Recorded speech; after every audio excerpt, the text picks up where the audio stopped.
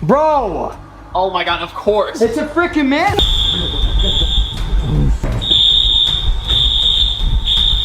What is that?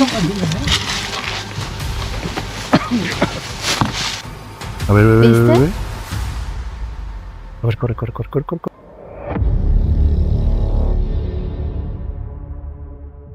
On May 24th, 2025, Sydney from the YouTube channel, Sydney State of Mind, began a new journey across California and Nevada. Her channel follows her life on the road, living from her SUV, visiting forgotten places, and uncovering the histories that refuse to fade. This time, she planned to travel through two of America's most haunted ghost towns, not realizing how real their stories would start to feel. I made it to Bodie. Bodie's story began in 1859 when a group of prospectors led by W.S. Bodie discovered gold in the hills east of the Sierra Nevada. Sadly, Bodie died that same year in a blizzard, never seeing the town that would bear his name. Wow. Apparently everything here has just been left as it is, or as it was. Oh my gosh, there's a shoe right there. So everything is in the state as it was left, so it's just decaying. This is so cool. At first, Bodie was just a small mining camp overshadowed by nearby boom towns like Virginia City and Aurora, but everything changed in 1876 when a rich vein of gold was struck by the Standard Company. Oh my gosh, there's still food in jars on the shelf in there. This discovery transformed Bodie into a bustling gold mining town almost overnight. By 1879, Bodie's population exploded to nearly 8,000 people. So I'm guessing this is one of the main streets in Bodie, because the church is right here. The town had everything: saloons, hotels, a red light district, a Chinatown, a Wells Fargo bank, a jail, and even a baseball field. But with gold came greed and danger. Bodie quickly earned a reputation for violence and lawlessness. The phrase, "bad man from Bodie," became infamous throughout the West. Shootouts, robberies, and saloon brawls were common, and some even claimed the town had a murder a day during its peak. Enjoy the view and enjoy your drink. Mining was brutal and dangerous. Workers spent long hours underground in suffocating, dusty conditions using dynamite and hand tools to extract ore. But the mines were lucrative. Over the years, Bodie's mines produced roughly $34 million in gold and silver, which would be worth over $1 billion today. The trip began in Mammoth Lakes, California. As she packed up and left camp, Sydney mentioned one thing that bothered her: the strong winds predicted for the night ahead. Before leaving, she discovered a small mouse inside her vehicle, a reminder that even ordinary concerns can disrupt the quiet before a long drive. Her plan was straightforward: explore Bodie first, then continue on to the Silver Queen Hotel in Virginia City. Hours later, she reached Bodie State Historic Park. The silent streets and weathered wooden buildings stood preserved in time, held in what historians call arrested decay. Walking between them, Sydney explained how Bodie once held nearly 8,000 residents at the height of its mining boom. But behind its success was violence, bars, conflict, and danger that built the town's dark reputation. The phrase, "bad man from Bodie," wasn't legend. It was a warning passed down for years. Inside the abandoned homes and schoolhouse, she found reminders of former lives: desks, toys, and worn books, echoes of children who grew up in a brutal mining world. The town's downfall followed massive fires in 1892 and 1932, leaving it devastated. Since 1962, Bodie has stood as a state historic park, but one legend remains: the Bodie curse, the belief that anyone who removes even the smallest item from the town will face misfortune. I feel like I forgot to address where I actually was going, where the hotel is. It's in Virginia City, Nevada, one of the most haunted towns in the United States. Wow, just look at Bodie. I'm just so in awe of this place. So I'm going to Virginia City, Nevada, and it's about 2.5 hours away from here. I spied an In-N-Out on the way, so I am going to do that. Duh. I will see you down the road. It hits the spot every single time. I just called my family and they're at a winery for Mother's Day. How sweet. I got a vanilla shake, so I'm still working on that. But Virginia City is only 30 minutes away. My dad told me good luck. As evening approached, Sydney headed toward Nevada. She arrived in Virginia City and checked into the Silver Queen Hotel, a place known for both its charm and its ghost stories. Her room felt old, the walls thin, and the air heavy with history. While settling in, she heard footsteps in the hallway, slow, clear, and close. When she opened the door, no one was there. Wait, You know, I just heard footsteps. I just heard footsteps. It sounded like this. What the? I just had my first ghost encounter. I would have grabbed my GoPro, but I was, wait, oh my god. Let me reenact the scene. I was reading this paper. I got to She Had a Rousing, Roaring Silver, and Gold Line Pass, and I just heard footsteps right outside my door go. But it was like cushioned on the carpet, and it wasn't very hard. So I opened the door and nobody was out there. Oh my god. This is gonna be a long night. I just wanted to give you guys an update. It's 9:30. I haven't had any ghost encounters in the past couple hours. I still have work to do, so I'm gonna keep grinding and I'll let you know if anything changes. It's almost 11 o'clock. So I'm gonna get my PJs and then go to sleep. I can't believe I'm sleeping in a haunted hotel tonight. I'm kind of scared to turn the light off. Good night, my friends. I'll let you know if anything scary happens. This place is definitely haunted. I don't think I slept at all last night. Oh my gosh, that was the worst sleep I've gotten in my entire life. It was constant all night. The noises were constant. There were footsteps above me. I was convinced the person above me was awake all night because of all the footsteps. If the footsteps weren't happening, there were knocks. And then it also sounded like a laundry dryer was going off. Which, why would that be here? There's no amenities here. I tried to record stuff on my phone. We'll see if it picked up anything, but yeah, this place is haunted. That was cool. I'm extremely tired, but it was cool. Through the night, the sounds continued, then ended at dawn as suddenly as they began. Some viewers believe it was just an aging building shifting. Others mention Rosie, the woman said to have died next door. Either way, the experience left Sydney questioning what might still linger there. When morning came and the birds began to sing, the building fell quiet. Was it simply daylight returning peace, or did something finally rest inside the walls of the Silver Queen? Rivera set out with his friends Drew and Dom to investigate some of the most disturbing locations ever discovered through Google Maps. Usually known for fun, the empty stairs of the dolls or the silent streets crowded with mannequins. Many commented that the island segment was the most chilling, saying the hanging figures felt deeply wrong even through a screen.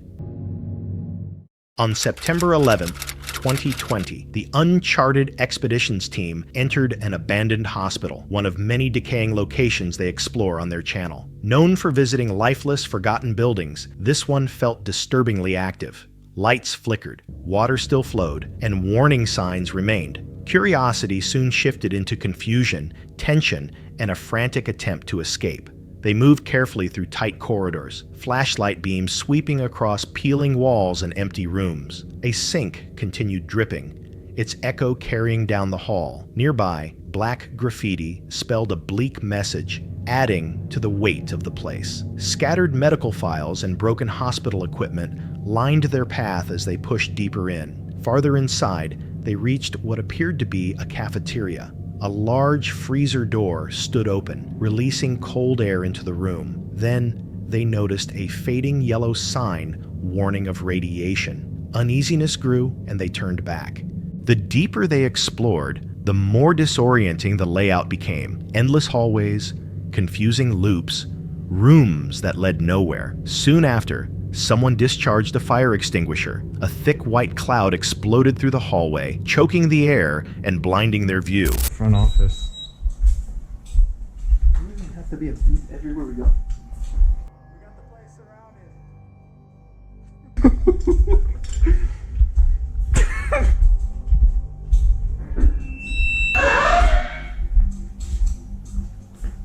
Hey, Kobe. I should have played Murder on My Mind here. Murder on my mind. Hey, Gayboard.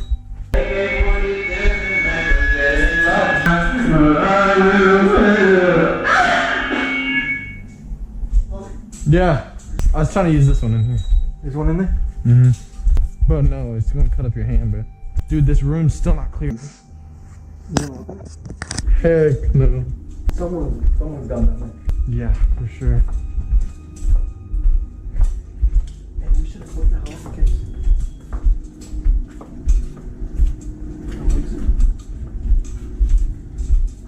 Kobe, we might have to break something. Oh, they've been here. Dude, I can't breathe. Kobe, we just looked around.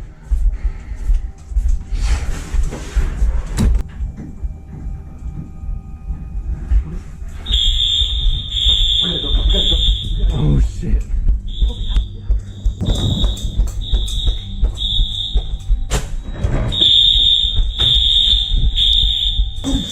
Close.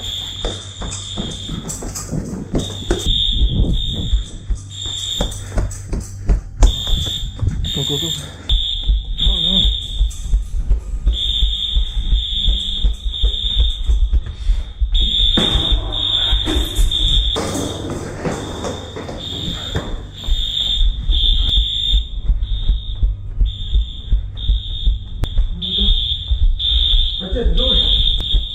Breathing became difficult, panic set in, and they stumbled through the haze, searching desperately for an exit. At some point, the realization set in that they had lost their sense of direction. When they finally burst into another wing of the hospital, curiosity had turned into urgency. They ran until they finally reached open air. The recording ended there. Viewers later pointed out how unnervingly functional the building seemed.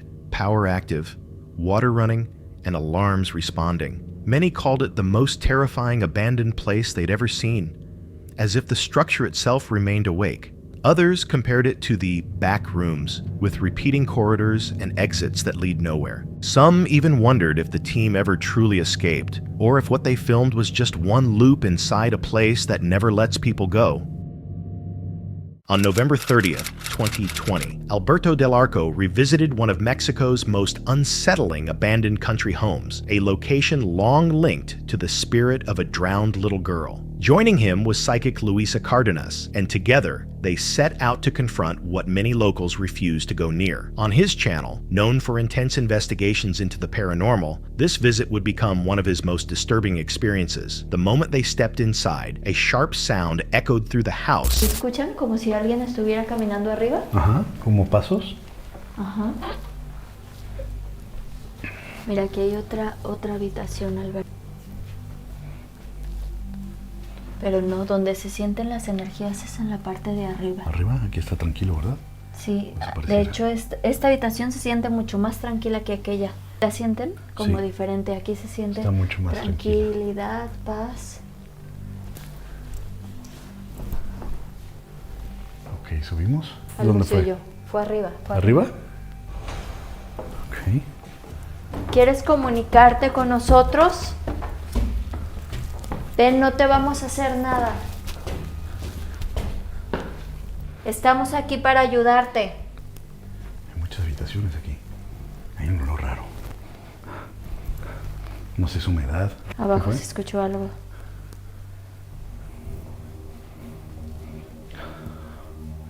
And a fallen rosary lay on the floor, as if something had forced it there. Luisa sensed an energy that felt openly aggressive and unwelcoming. Soon after, footsteps echoed from the second floor, steady, intentional, and coming from a place they hadn't reached yet. A growing pressure seemed to push them further in. Upstairs, a heavy door began to close on its own, and the air inside one room turned dense enough to make breathing uncomfortable.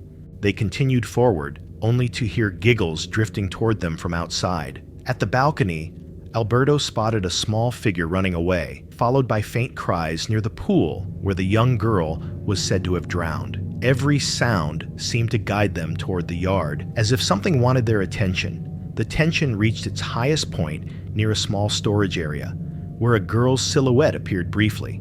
Long hair, small frame, and a quiet retreat into darkness. When they entered, the room was empty, filled only with scattered toys. A soft laugh rose in the air just as Alberto spoke, lingering long enough to make everyone freeze. They stood silently, aware that whatever was there had been watching them the entire time. Luisa explained that more than one spirit remained in the home, and the girl's presence felt innocent rather than threatening. She believed the child didn't realize she had died, and still treated the property as her playground, reacting to anyone who entered. If the child was only searching for company, then whose darker presence moved through the house with her? And more importantly, what did you notice in these moments that the team might not have seen? On October 17th, 2023, deep in the woods near Waverly Hall, Georgia, Robert from Sidestep, Adventures into History, returned with Mr. Dan to revisit an abandoned home known as the Old Willis Place. Their channel usually focuses on uncovering lost buildings and pieces of Southern heritage. But on this trip, something inside the empty house shifted the tone into something far less predictable. As they approached the Old Willis Place, the first hints of its age appeared.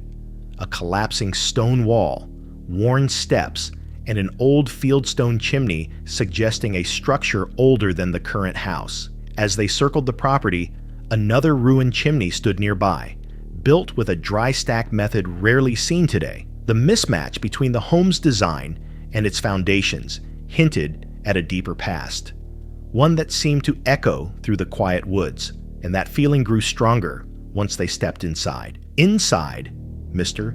Dan estimated the house might date back to the early 1900s, with later additions layered over time. I'm thinking that this was probably built in the early 1900s, and then sometime in the 1920s, 30s maybe, it was sealed inside.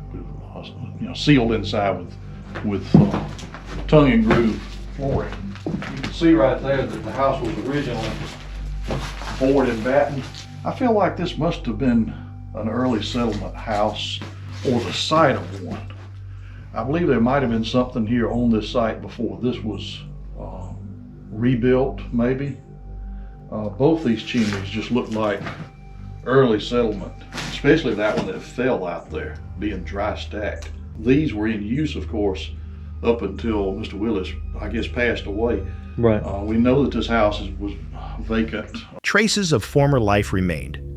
Whitewashed fireplaces, wood planks cut away during a honey harvest, and uneven walls showing rooms from different periods pieced together. Beneath the floorboards, a nearly fossilized tree root remained untouched, almost as if the house had preserved it. And deeper in the crawl space, a brass-plated spoon emerged from the dirt, adding another unanswered chapter to the home's timeline. But the atmosphere changed again near the old well. At the back of the property, To look down and see if there's anybody waiting on us down in the well of doom. Well of doom. It's just this has been a sleeved well, so They put it down in an older well. yeah. It goes over to there. See anyone waiting on you down there, Dan? No, I don't see anything that I recognize. Listen. All right, hold on. Let me get in position here. Get the light on. All right, ready. Here we go.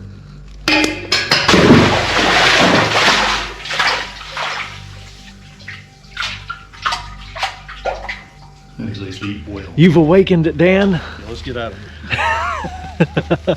See, along this big beam right here, there's the old board and batten would have come off that would have divided this like into one room, like Dan said earlier, and then like this was added on later, which still doesn't add up to the age, or what looks like the age of the chimneys. I'm gonna pass this back to you, Mr. Dan. I'm gonna try to crawl over there where those Coke bottles are. See if I can get the fire legs out of my face. Ugh. So that's a 1958 Coke bottle, right? What is that?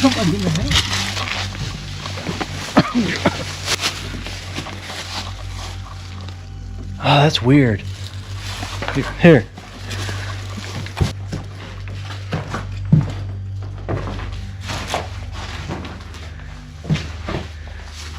That is strange. You heard that, right, Dan? Yes, I did.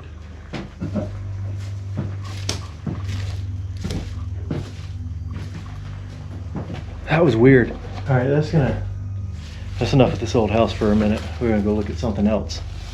Hello? Robert dropped a brick into the well to test its depth. Shortly afterward, while checking beneath the house, he heard a strange sound overhead. Moments later, Mr. Dan confirmed it. Something felt more than heard. Then came another, sharper and unmistakable, like movement crossing a floor no one was standing on. Their reactions were instinctive. ending the exploration as they backed away from the crawl space and decided it was time to leave.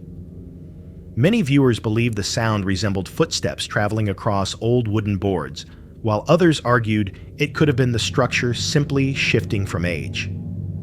Still, the timing left a heavier question than the silence that followed. If that wasn't wind, or the frame of a decaying house adjusting, then what or who crossed that empty floor? Tell me what you think was waiting inside the old Willis place. On November 10, 2025, Dawson Toller returned to the isolated Cades Cove Primitive Baptist Church, a century-old structure hidden deep within the Appalachian Mountains. His channel is known for investigating real haunting claims, and this time he was joined once again by Michael, still shaken from their Bell Witch Cave experience. The church and its graveyard were silent when they arrived, but it felt like a silence waiting to break. Ladies and gentlemen, welcome back to the channel. What a series October was. Me and Michael are back. This is the first investigation I have done and Michael has done since our last experience at the Bell Witch Cave. Oh my God, Michael, holy dude, stand still. And today we are back at the Primitive Baptist Church. And if you remember the last time we were here, we actually did get potential activity with some knockings going on and the music box. So we decided to come back. I also wanted to check on Michael. So let's go ahead and head in, talk about the haunting, talk about the place, and let's get into it. Before starting the investigation, they talked about the unease that lingered from Bell Witch Cave, the place where Michael had been scratched, and the encounter that made him question returning to the field with his child soon to be born. Dawson revisited the church's darker ties, recalling pastors connected to Josiah Gregory. This is the Cades Cove Primitive Baptist Church, an Appalachian horror with terrifying paranormal stories and a brutal connection to the Appalachian Death House, which was released just a few weeks ago. This church was founded in the year 1827, but without a proper location, many gatherings took place in nearby cabins, homes, and other buildings, and it wasn't until 1832 that a long-term church was built, eventually outgrowing the size, torn down, and erecting this current version in the year 1887. The cemetery outside the church is the oldest cemetery in Cades Cove. 399 total graves have been documented, but many of them are unmarked. This isn't from a nefarious reason. This is due to the stones sinking into the ground, and the fact that some of the gravestones were no more than large rocks that tourists have taken over the years. The same name linked to their Appalachian Death Cabin video. The evening still appeared calm, yet every memory came with the same quiet warning. And once darkness finally settled in, the atmosphere inside the church shifted with it. They entered the church at full nightfall, setting the music box and static box where activity had happened before. I thought I heard it again. A knock or a whistle? A knock. If you remember us, could you please just doom, 2 knocks. If you do not remember us, could you give us 1 knock, please? I heard it. There's no way that it's just, because we sat in here earlier off camera for a good while, just like we sat right here on this pew. It was quiet. And I was listening. I'm like, is there any noises? You know, like just trying to, a baseline for my own ears. And now there's knockings all of a sudden. Yep, right there. I was talking, guys, you're not gonna be able to hear that, but that was fairly loud. That one sounded closer. Yeah. Sounded like it could have came from the back row of the pew. Are you in here with us? What the fuck? Right there. Oh, right there. What is going on? Guys, there's no... If that is you, thank you so much for communicating with us. We invite you to come in and hang out with us and let us get to know you a bit better. If you really want to make your presence known, could you please help one of our devices go off and make some pretty music happen? The first loud knock came almost immediately, sharp and undeniable. Others followed, each sounding like a direct response, reminding Dawson of the earlier whistling Michael reported. When they began the Estes method, the spirit box wasted no time. You're back, wanted here, you're here again. It felt like something recognized them, as if their previous visit hadn't been forgotten. But the tone changed when Dawson pushed deeper. When he asked whether anything from Bell Witch Cave had followed Michael, the spirit box replied, "I found." Later, as he tried to wrap up, it delivered one final phrase, "I don't like you." After that, none of the other devices reacted again. Outside in the graveyard, new sounds rose. A loud hit near a nearby structure, followed by the snap of a branch somewhere in the woods. With bear spray still in the car and movement continuing around them, they chose to end the investigation and leave. The responses hinted at something that recognized their return, and some viewers believed Dawson's questioning triggered the hostility. Combined with the knocks and the activity outside, the church's history seemed to echo back at them in ways they couldn't explain. If something remembered them inside that church, what else in those mountains might remember too? And after a message that ended in clear hostility, should they really come back? That's it for tonight. Which moment creeped you out the most? Drop it in the comments. Have your own story? Share it with us, and stay tuned. The next one is even darker.